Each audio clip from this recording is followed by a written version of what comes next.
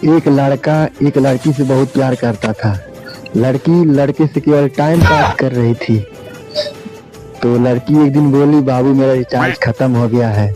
लड़का बोलता है, अभी रिचार्ज कर देता हूँ। फाइनली रिचार्ज कर देता है। 2-4 दिन बाद लड़की स्कूल जाती है, देखती है सहेलियां स्कूटी से जा रही हैं, तो फोन लगाती है, बाबू मुझे स्कूटी चाहिए।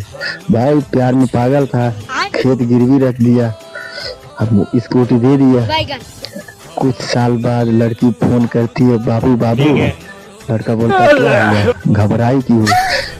वो बात ऐसा है, लड़कों वालों ने मुझे देखने के लिए घर आए हैं।